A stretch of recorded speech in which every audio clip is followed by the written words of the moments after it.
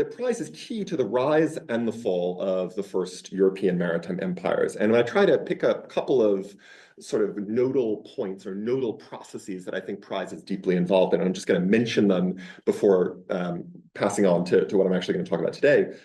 So prize functions as a form of governance on the edges of empire. It becomes an important way that Europeans define themselves and foreign, that is to say, non-European sovereignties. It becomes a way of defining territory, of territorialization. And in some ways, most important, I think, it is crucial to the construction of slave societies. I'm happy to say more about that, but let me just say there is a single prize case in the French archives, which is a 4-page document, which demonstrates that a single privateering expedition increased the enslaved population of Saint-Domingue by 15% at a single go in the very early 18th century. And there are 40 volumes of this that haven't been looked at. So there's a lot there. As it has an important role in the construction of European empires, then starting in the 1760s, has a role in the deconstruction of European empire. Prize is privateering. The ability to give privateering commissions and authorize prize is an attribute of sovereign powers. And so this is one of the ways that Euro-American states, not only in practice, vindicate their sovereignty, but actually also ideologically demonstrate it. It's part of the creation of a more, let's say, equal or more balanced state system in debates about neutrality, and it also becomes crucial, again, in the ending of the Atlantic slave trade, because it is in fact prize and the use of prize as an instrument to attack slave trading ships that becomes one of the main ways that the British, the French, and the Americans in the 19th century shut down the transatlantic slave trade. Very slowly, but they do. So why does prize operate this way? It sort of has this function, I argue, because it's a very simple legal regime, which is portable, it's easily operated, you don't need a lot of people, you don't need a lot of personnel. Basically, you need 2 parties and someone with a vague understanding of prize law to judge the ships, and it really is vague sometimes. It's also, and this is what I argue in an article that's coming out in Past and Present next month, it's an interpolity legal regime. It's actually created in large part by the actors on the ground. And I'm going to give you my flagship example of this. The prize regulations of no empire do not explain what the grounds are for stopping a ship and bringing it into port. None of them. So all of that, the whole apparatus of legal reasons for seizing a ship is all constructed by the actors themselves, not on the fly, but in a sort of a process altogether. I'm not going to go on and on about the archives because I don't have any time to do that, but suffice it to say, the archives are gigantic. Here in France, in the Netherlands, sort of, a lot of them were destroyed, in Spain and elsewhere, but most of the cases are very, very simple. Most of the cases are dispensed with rapidly. This is a simple legal regime in a lot of ways. And it's also the case that, and here I'm quoting the judge of the High Court of Admiralty in the late 18th century, prize is a common law of European, he uses the phrase common law of the European world. And so their prize is interoperable in a way, comparable, and in fact connected in many ways from empire to empire. So all of that makes the volume perhaps not quite as impossible as it might seem. So what I want to present on today is one aspect of what I think of as, so I described it as an interpolity regime, as one created by its actors. One way of characterizing that is that prize is a kind of legal techne, a kind of embodied, developed by the people involved kind of practice.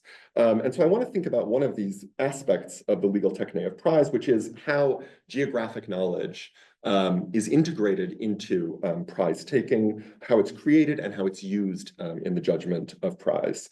And I'm going to basically talk in 2 parts. First, I'm going to give a kind of general introduction to what prize law is, and I know I've already sort of done that, but there are more things that need to be said, or it'll all be very confusing. And then I'm just going to walk you through a kind of typical prize case, just so you have the kind of story from beginning to end. Because again, it was incredibly widespread. It's actually quite simple, but it seems very eccentric in some ways now.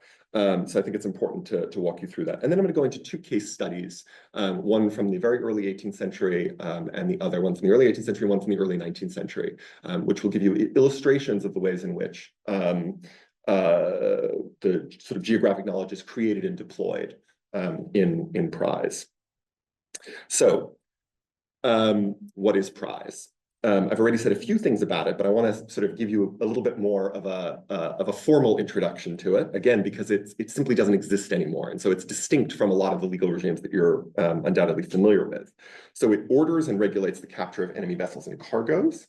It exists probably from the 15th century. It's a little hard to say when you can talk about a prize regime, but it's clear that the peak of it is from the middle of the 17th century through the middle of the 19th century, through the first decades of the 19th century. So it's the long 18th century, the very long 18th century, which happens not coincidentally to correspond with the sort of apogee of these first European maritime empires. So no accident there, I don't think. And indeed, if you want to get into the chronology of it, very finely, it actually ties quite closely in the 18 teens and 20s and 30s with specific developments in the kind of the imperial meridian of all of the empires.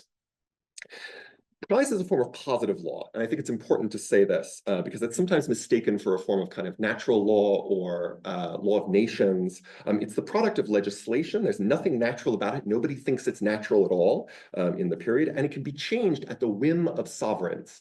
In other words, prize regulations are issued by a sovereign, and they can be changed at will, more or less, and indeed are frequently changed. So on the one hand, this makes it perhaps weak in the sense that it's purely, there's no kind of grander natural law principle behind it. On the other hand, it makes prize extraordinarily malleable in the sense that it can be, revised from one day to the next by royal or other decree. It consists, the prize sort of regime, broadly speaking, consists of a body of laws and regulations. So in the French case, it's actually part of the famous 1681 Code de la Marine, sort of naval code. In the British case, it's a combination of orders in council and royal decrees and sometimes legislation and various kinds of, and then it's a set of courts, more or less specialized, that administer this body of law. The other crucial thing to understand about prize is that it's an in rem jurisdiction. That is to say, it's a property-centered jurisdiction. So prize courts in the British Empire, which is actually sort of the limit case, have no jurisdiction over persons. They have jurisdiction over property only. What that means is that if you're involved in a prize case, you are personally in no jeopardy at all, ever. Because the prize court does not have jurisdiction over persons. It only has, now you may lose all your money, but it doesn't have jurisdiction, it can't throw you in jail. That, for those purposes, there are other maritime tribunals, which kind of are often literally the same people in the same place later in the afternoon. But that's the High Court of Admiralty, for instance, sitting as a prize court, has no jurisdiction over persons. As an instance court, which deals with like wage disputes and things like that, it does. As a court of oyer and termine, when it deals with criminal cases, again, it does, but not as a prize court. In the French system, it's a little more fuzzy, but there's a clear separation between cases, but sort of when they start dealing with people, they have a special way of dealing with it, which is not the normal prize jurisdiction. It's important also to recognize that this exists only in wartime. Prize it's very temporalized in the sense that prize regulations are put in place at the beginning of war, and at the end of the war they expire. So it's a very strange legal regime in the sense that it has a kind of punctuated existence. It'll be in existence for 10 years, and then it literally does not exist during peacetime, and then comes back into existence. So again, this is part of the sense that it's an emanation of royal power. And in this sense, and in sort of an act of sovereign power, they choose to create it or not, and then it can simply end. That doesn't mean, incidentally, that prize cases don't drag on into peacetime. They always do. But you're always adjudicating things that happen during wartime. And in fact, there's a whole class of cases which are like, what happens if you take a prize right after the Treaty of Peace is signed, which are sort of very fascinating. Because, of course, that's also a very complicated question. Like when, if you sign a Treaty of Peace in Paris, when does that apply in Bengal, right? And usually there are provisions for that. So how does prize law work? This is sort of the general outline of what prize law is. How does it work in practice. And I want to just give you an actual example, an illustration of how it works as law in practice, a sort of typical example from the French system. And I promise there are slides in a moment, but I mean, I could have put a slide of a document. I will show you slides of documents in a couple minutes, but so this is a ship called Le Chasseur, which is supposedly sailing from Stockholm. And it's allegedly, it supposedly is owned by a person in Stockholm. And it's on a voyage from Ireland to Sweden in October 1707, when it encounters a French privateer called the Duchesse Anne, sailing from Nantes, the port of Nantes on the west coast of France. And it encounters it on the Irish coast. So this is a allegedly Swedish ship sailing from Ireland to Sweden. And it's, it encounters this French privateer on the Irish coast. The encounter takes place in the middle of the War of the Spanish Succession, and this pitted France and England against the Netherlands, which meant Sweden was neutral. So the ship, in theory, as a Swedish ship, could sail from Ireland to Sweden. Even though Ireland is enemy territory, a neutral ship, it's widely agreed in Praslin, a neutral ship sailing from enemy territory to neutral territory is probably okay. But the captain of the Duchesse Anne, who's a man named Jacques Cassard, who's actually a in fact, he's the one who captures those 3,000 enslaved people a little bit later in the Caribbean. But he's a privateering regular. He shows up all the time. And there are a number of captains like this who are just very, very prolific. So he knows what he's doing, let's put it that way. When he encounters the ship, which is allegedly Swedish, he stops it, he goes on board, he looks at all the papers, he reviews the crew and the passengers. And what is he looking for? So this is the standard procedure when you stop a ship at sea. Privateer stops a ship at sea. They're looking for evidence that the ship is enemy property or subject to enemy sovereignty. And that can be one of many things. It can be papers issued, shipping papers or sailing papers issued by an enemy state. It can be an enemy flag. It can be if the master, the second, the second captain, right, the sort of mate, the first mate, or the supercargo, which is to say the merchant who sails with the ship, usually sort of to take care of the goods. If any of those people are enemy subjects, that renders the ship infected by eneminess. It can be that there are letters or documents indicating that the cargo belongs to enemies. And those can be personal letters as well as official letters. If you're interested in that, I wrote an essay about that called Speaking Cargoes in the collection that I edited with Laurie Benton. If more than a third of the crew are enemy subjects, that can also be a reason. And then there's a whole list of other stuff: lack of papers, false papers, inconsistencies in the interrogations of the crews, et cetera, et cetera. There are many, many different reasons. So in this case, Cassard looks over the ship, and this is in his report of the seizure, he says it's of Dutch construction. Itself interesting that there's a lot of knowledge of what different ship constructions look like. And so if you're sailing a Dutch-owned ship, you want to actually be able to prove why it's not Dutch, which they often will try to do. But what's a bigger problem is that the crew appears not to be Swedish. How does he know this? Well, he says, and I quote, "There's one particular member of the crew who speaks Swedish, two who call themselves Danish, although they speak good Dutch, and 6 others who also speak Dutch." Now, what he's talking about here is not the languages that they are able to speak, but their native languages. He's not that interested in the question of what languages they can speak, because most of these people can speak all of those languages. But for the purposes of privateering, the native language of sailors is typically used in this period as a kind of heuristic for guessing at their allegiance. So that would mean more than a third of the crew are Dutch, enemy subjects, thus the ship might be condemnable. So Cassard seizes the Chasseur, sends it in under the command of one of his sailors to Nantes. In Nantes, a legal proceeding then takes place during which the ship is evaluated and ultimately condemned. And so they put seals on it, they interrogate the crew, they gather all of the materials, and here now I get to show you a slide. So this is what these dossiers look like. These are some complete prize dossiers in the archives of the Amirauté de Dieppe. And this is actually all of the documents from the prize altogether. The first document is, if I remember correctly, is the privateering commission, and the second document that you see there in that bundle is actually the judgment of the case. So this was all put together after, which is sent back from Paris. Depending on the period, sometimes they judge it in the first instance in the port, and then there's appeals. In this period, in 1707, actually all of the judgments are done in Paris. So they basically assemble all these documents, send them off to Paris, and then judges there evaluate them in the name of the Admiral of France, the Comte de Toulouse, and then they send back the judgment to the port. In this case, judgment of condemnation for, again, for being enemy property. And so the prize is then sold to the benefit of the captors with 10% reserved for the admiral. So far I've talked about prizes coming or being seized for being enemy property, for having enemy subjects aboard them. But one of the frequent causes for seizures of prize is that they have crossed some kind of maritime boundaries.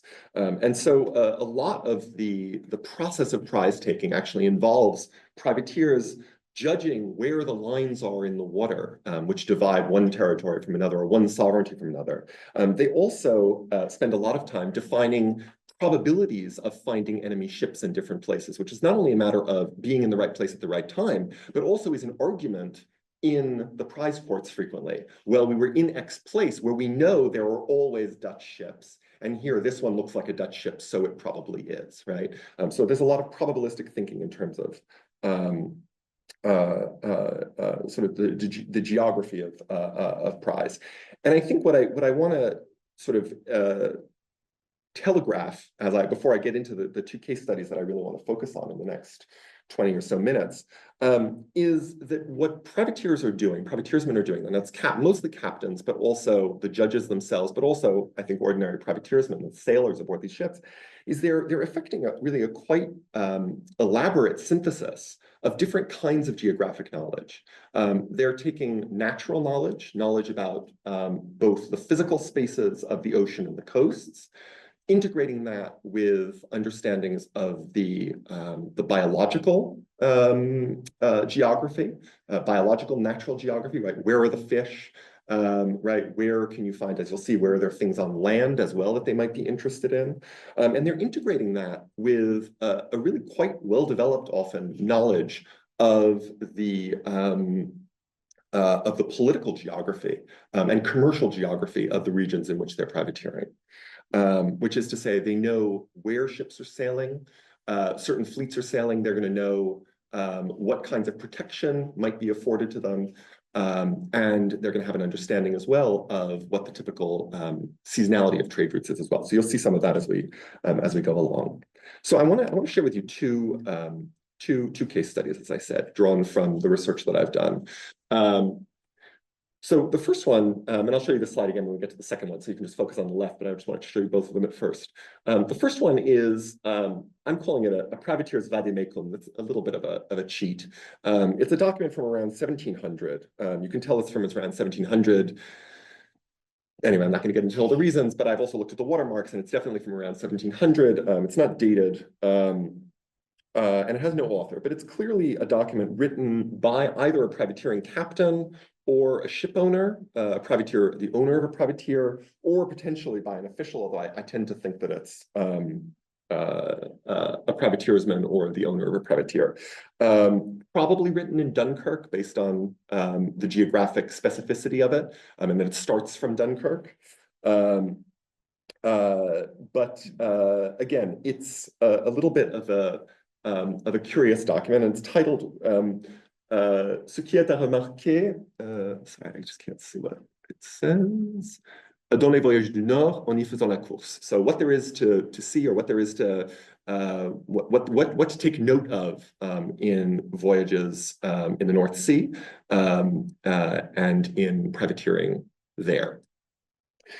And I call this a vademecum because it reads like a user manual. But what I actually think it is someone explaining more or less this techne in writing. So it's a very rare document. I haven't seen another one like it, but it's my hypothesis that this is more or less the knowledge that all privateersmen in some form are carrying around in their head. So that's why I'm quite interested in it, because I think it's a kind of materialization in the archive of this dematerialized knowledge that I'm interested in.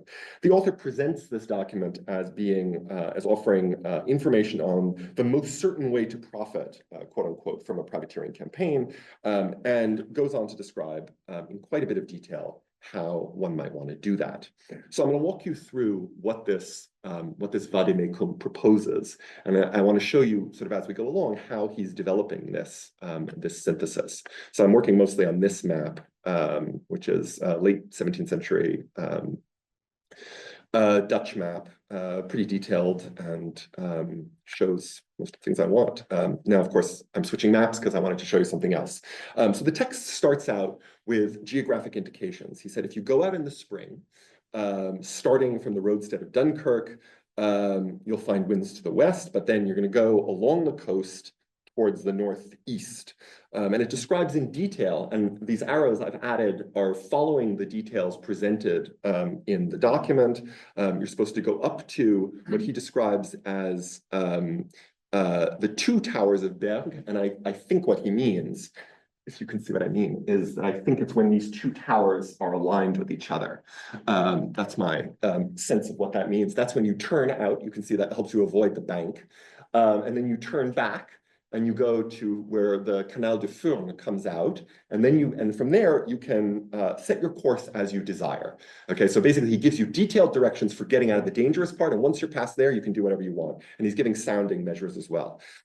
Then the document takes a turn. So it starts with some sort of time. It says in the months of April and May, cruise to the north of England, and you'll not fail to encounter fleets of coalmen going to Newcastle with 1 or 2 convoys at most, and the strongest with 44 cannon. Okay, so he's telling you where to go, what you're going to find there, and how many armed enemy vessels you might find. But he then switches back to geographic knowledge. He then points out that the coast between Flamborough Head and Newcastle is, quote, very healthy without any banks or écueils. So he wants to reassure the privateersman who's going to cruise near Newcastle that you can go close to the coast without danger. The idea presumably here being that one of the ways that merchant vessels often try to escape from privateers, which tend to be larger, is by getting very close to the coast, right? So this is crucial, detailed knowledge of the physical geography of the ocean in this region, which is combined again with an understanding of the kind of commercial geography of the region. So he then says, so this was April or May. He then says, okay, so after you've been there in April or May, then in May or June, you'll want to go back down to the European coast, to the continental coast, and either go to Texel, right, the sort of the main, sorry, right here, the kind of center of the Dutch fleet, the dispatch point for the Dutch fleet, or you might want to go and try the entrance to the Elbe. And if you want to do that, what he says is you want to go to the island of Heligoland, which, as he says, où il y a un château, where there is a chateau, a castle, which belongs to the Duke of Holstein, who is a subject of the King of Denmark. And you can anchor yourself there and basically be right in front of the entrance to the Elbe safely, and watch for ships coming out of, you can't see it, I cut it off here, but that's Hamburg there, right? So again, he's got a combination of physical geography, of political geography, and understanding of the commercial, and all of this in the context of a chronology which is unfolding over the course of the spring already, right? So he has one idea for what you should do in April and May, another idea for May and June, and it continues getting more and more elaborate in this way. He says, well, if you need refreshment, he doesn't specify that this is July, but it seems to be July chronologically. If you need refreshment, you can go to the Norwegian coast. If you need wood and water, you can see all of the perils there, he says, easily. And he then adds, I find this fascinating, quote, rarely do the natives of the country fail to come on board to serve as pilots. So again, here there's not only an understanding of the natural resources, the physical geography of the ocean, but there's also an understanding of whether the people there, sort of what the character of the people there is, right? And again, all of this is being put together to create what he regards as a profitable environment for cruising. So the implication is that you go back and forth between these two regions, perhaps. Then, in August and September, he suggests heading to the north of England. Why? Because au mois d'août et septembre, les vaisseaux des Indes d'ordinaire viennent à Hitland chercher leur convoi, quelquefois passent par la côte des Orcades. So in the months of August and September, Indiamen come to Hitland, right, the island atop there, in order to kind of meet up and with their convoys, and they pass by the Orkney Islands. And he then goes into great detail about the Orkneys and Hiltland. You can find sheep and fish there. He describes the inhabitants of Hiltland as les peuples sont écossois misérables. The implication, I think, being that you can buy things off of them pretty cheaply, but it's better for them than for the others because quant aux Orcades, pouvez y piller de bétail, soit bœuf ou mouton. So in the Orkneys, you just go and grab animals off the shore. So again, there's an understanding not only of the maritime resources, but the land resources that are connected to it. And all of this, again, inscribed in a kind of chronology that takes you through the months of the summer. I also think it's quite remarkable how he's actually created a kind of circuit around the North Sea, which is perfectly logical. He even has the suggestion, again, of going back to Norway, maybe, if you need more to Bergen, if you need more supplies. So again, the sort of the combination of, and then he says, but don't forget, after the Orkneys, don't spend too much time over there or hanging around near Edinburgh. You need to go back down to Heligoland to catch the ships in September and November, which includes, among others, he then has a list, the fleets of the Baltic Sea, the ships to Suriname and Guinea, whale ships, etc. So there's a sort of a large arrival of ships. So there's a kind of a geography here, a physical geography, a natural geography, a commercial geography, a military geography, and all of this kind of strung out like pearls over the course of the summer. So this is my assumption, or rather my hypothesis, is that most privateersmen are operating with something along the lines of this map in mind, and it's by dint of that they're able to so successfully take so many prizes. What's interesting, of course, is, and we don't have a huge amount of information about it, but I'm hoping that over the course of this project, where I'm not at the beginning and I'm probably in the middle. I'm definitely not at the end. I don't know where I am in the project, but I'm not at the end. But in any case, at some stage, I hope to know more about the kind of counter knowledge that's being developed, of course, by the prey ships, who are, of course, also thinking about this and trying to avoid. And one gets some information about that more about it in the Mediterranean, at least, where there seem to be some pretty well-established strategies that merchant ships will use to try to avoid privateers, whether that are not the obvious ones like going in large convoys, but are things like passing either very close to the coast or misdirecting themselves to a different destination, and then suddenly shifting destinations at the end. Whether any of this works is another question. But I think this is kind of the basic setup of the way that privateers are creating geographic knowledge. So I'm gonna move now to the early 19th century and talk about a different kind of case. We're going to place ourselves in the last days of 1803. This is Frimaire of the year 12 of the French Republic, the 12th year of the revolution in Saint-Domingue. This revolution, as I'm sure all of you know, began in 1791 with an enormous slave revolt, and it continues through the 1790s. It's a very well-known story, but I think it bears repeating.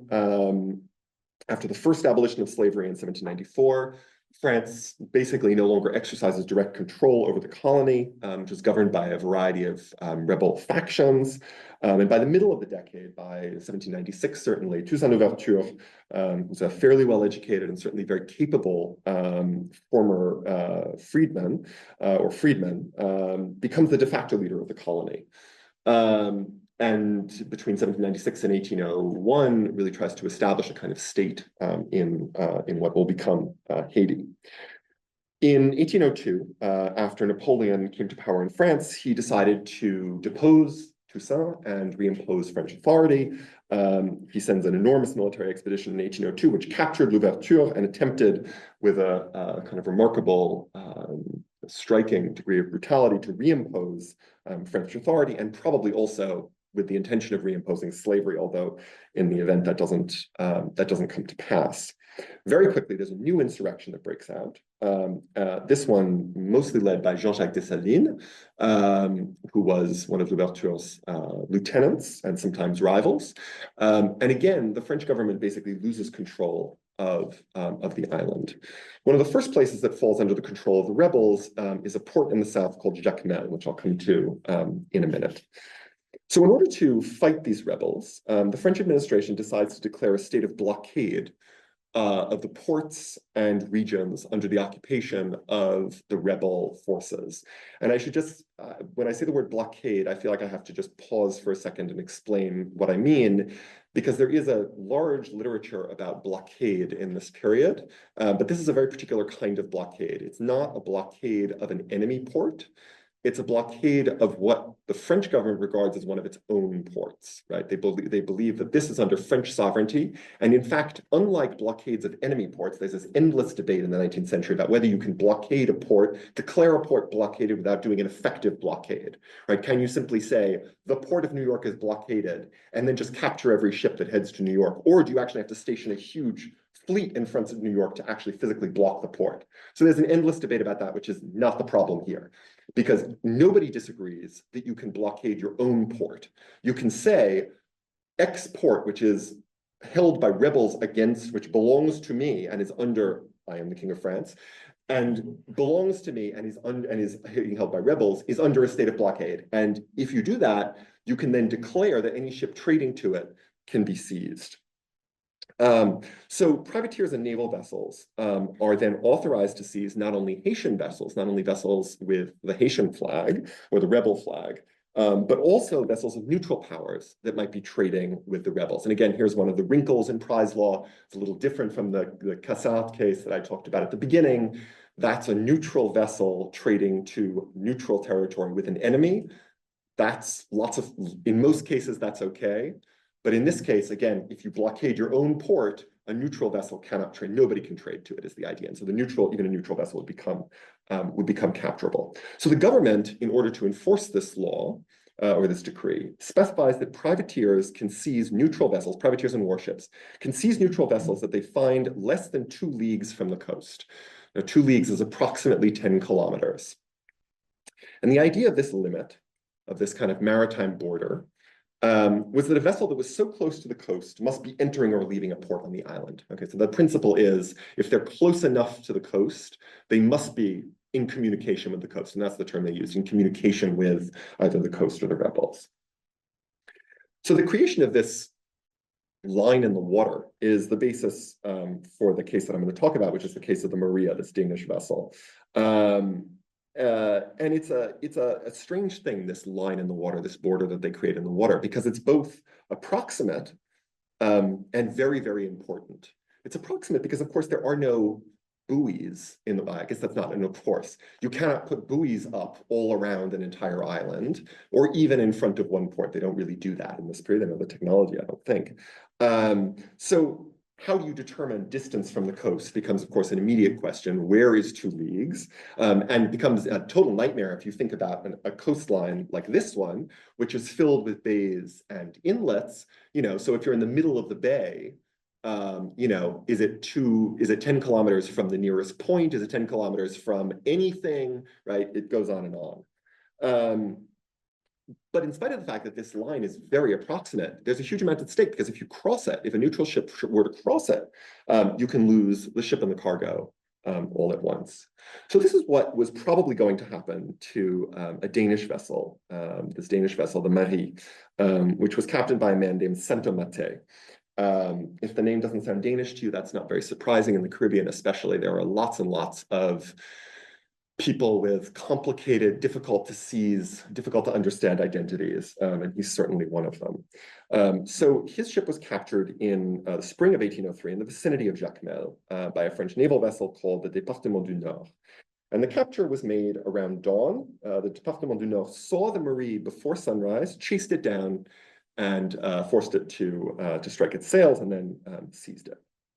So they take it in, and here's just the Bay of Jacmel. And again, you can see it's, it's very crenellated. Hard to say exactly where 10 kilometers from the coast might be. So the case is brought before the court of first instance, which in this period is not in Paris. It's actually a prize commission established in Santo Domingo in the Spanish part of the island, or what at the time is under French sovereignty, but anyway.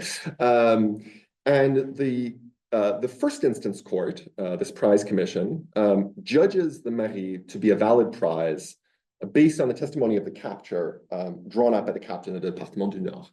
And his reasoning is the following. The captain of the Département du Nord says, he took the prize, he knew when he took the prize that he was approximately 1 league from the coast when he saw the Marie, okay? And the Marie was within cannon range. So if you add it up, the Marie had to be within 2 leagues because cannons don't shoot 5 kilometers, right? So that's his logic, is I saw the ship, I know how far I was from the coast, and I know how far, roughly I was from the Marie. Okay. Captain Saint-Omer then, in his appeal or protest of this sentence, says, no, he was much further from land. He says he was 5 leagues, which is about 25 kilometers from land. And he said, and this is in his appeal, he says he, quote, saw the land, and so he could recognize 5 leagues. Okay, so based on that, didn't matter if he was within cannon distance, of course, of this other ship. He was well outside of the 10 kilometer radius. Now, the problem here, of course, is that obviously, the question is, how far were they from the land? And one person says one thing, and one person says another. And there's really no objective measure to resort to here. And in fact, that's what happens when this goes on appeal. The appeals commission finds itself, it describes the problem as disagreeable. They don't like having disagreements of this kind between alleged experts, right? Because that's the point, is both of these captains are supposed to be able to judge their distance from something like land, right? That's crucial. It's a main, central right, element of seamanship. And so when they're asked to judge this, they suspend the session, which is one of the things prize courts can do, and they say we're going to ask for expertise. And so they they hire 2 captains to come in and try to clarify the position of the Marie at the time of capture.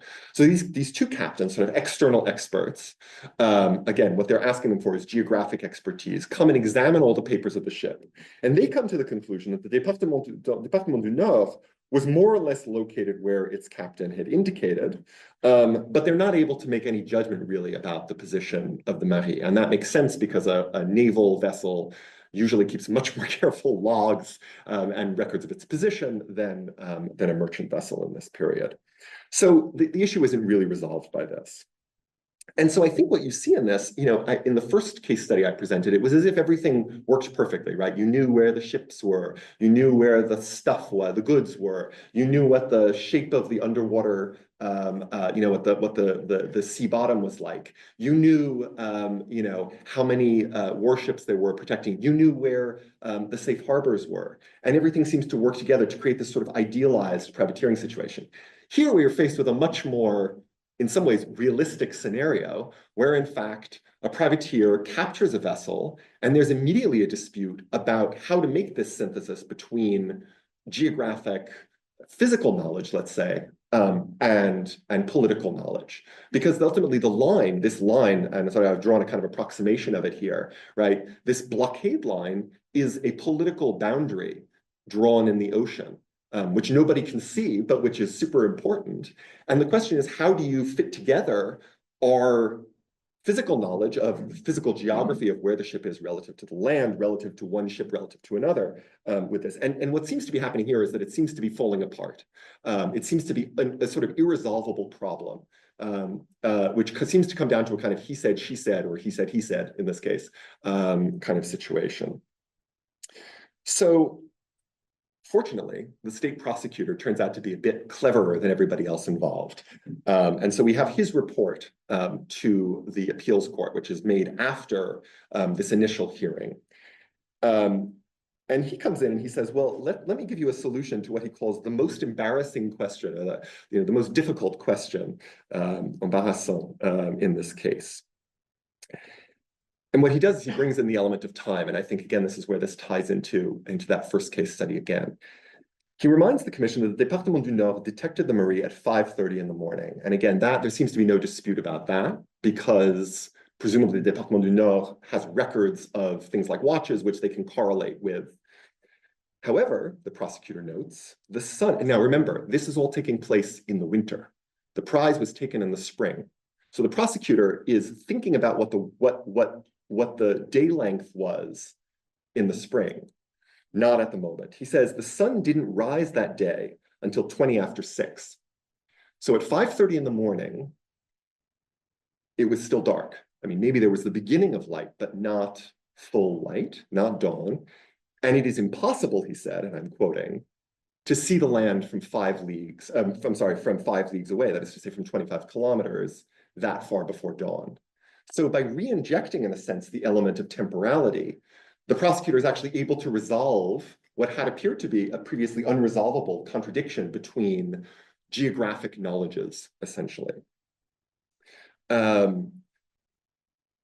Now, what I really love is the conclusion of this case. So after having done this very clever thing, I mean, it really is very clever. I'd never seen anything quite this clever in most of these prize cases. I mean, and I do think there's a real kind of genius there to realize, as he's, in this process, in the middle of winter, that the hour at which sunlight came actually could resolve the case. He then says, it's pretty clear that the Marie was less than 2 leagues from shore, but I think we should not condemn it anyway. And this is where he brings in yet another element, which is the kind of the broader political and military geography of the Caribbean. The French troops cannot afford to lose the Danes as allies in the Caribbean. They need to have the cooperation of neutral Danish traders in order to maintain their attempt to reoccupy Saint-Domingue. And he believes that if they seize this ship, that's going to cause diplomatic problems. I'm sure he's right, diplomatic problems with the Danes, and therefore they should let this ship go.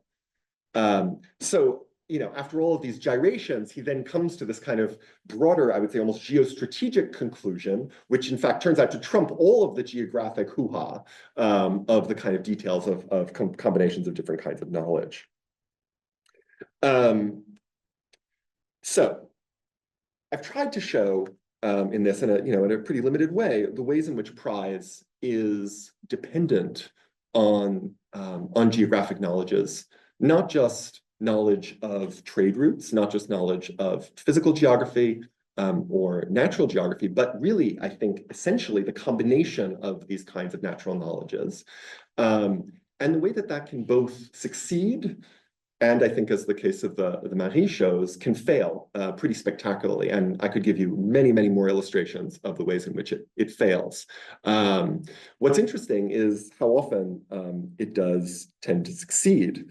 But even when it succeeds, it seems to me, the synthesis is fragile. This is not an easy synthesis of different kinds of knowledge, and it actually requires an immense amount of local specificity, right? This is not about kind of a general knowledge, as you saw from the first, both cases, but especially from the first one, an immense amount of kind of local specific knowledge to a sea, to a region.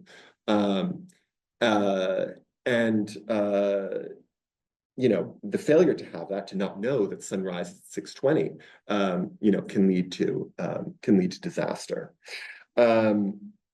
So I think this is sort of again, to come back to this theme that I sort of raised at the beginning, the idea of prize as both a crucial element in the construction and deconstruction of European empire. I think you can see in this both the way in which the knowledge on which privateering is built is constructed by the actors involved, not exactly on the fly, but certainly collectively, certainly outside of the halls of power to a significant degree. But that also it's that both empowers the actors, but also can put them, at the mercy, more or less, of empires and imperial actors. So I think in a sense, the weakness again of privateering, of prize law, becomes in a sense a strength, a way for empires to deploy their knowledge to kind of trump local knowledge when they need to insist on the correctness of their knowledge at times.